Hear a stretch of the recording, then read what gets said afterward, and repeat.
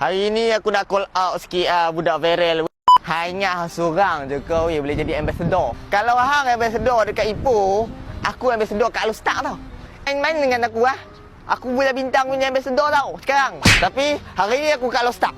Tapi hari ni video aku lain lah. Hari ni video aku dia tak ada interview lah. Tapi ada interview sikit. Hari ni video aku main bola bintang hari ni. Hari ni aku bawa lah seorang Ihsan ni. Bebankan keluarga. So aku nak panggil lah adik aku mai. Adik aku. Okey. Aku nak belanja dia lah. Batu ni anak pakai colour apa? Macam bergendi tu lah. Bergendi janganlah cakap. Bergendi susah dapat. Tak apa. Aku boleh ejah lah. Aku boleh ejah. Aku dah call Mary dah siap-siap semalam. Kita tengok lah macam mana. Kita masuk lah. Jom. Saya bawa adik saya ni. Ya saya. Dia nak beli kali bergendi tu. Alamak bang, bergendi dah habis lah bang.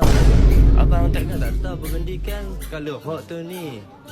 Takkan tak boleh ejah. Saya ambassador. Nak kena ejah kau ambassador. Tak nak nampak pun. Mary dah bagi tahu dah saya ambassador. Kak kita try ejah no. Try ejah. Tunggu sat, aku memang dengan Mary aku memang real. Ni dia bang. Oh ya ada. Ada kita ejah berjadi bang. Oh ada kalau bergendi tengok no. Ambassador je boleh dapat tau. Ingat senang kan dapat ni. Okey nah bang. Alright, terima kasih. Takkan tak mau hadiah. Wih, dapat dia. Ada tumbler. Wih, dapat tumbler lah. Ya. Wih, si kat KL tak dapat pun. Kita bagi kat Alostar je. Dekat Ipoh tak dapat pun. Kat Ipoh tak dapat pun. Ipoh tak dapat pun tumbler. Alostar only. Ipoh tak ada.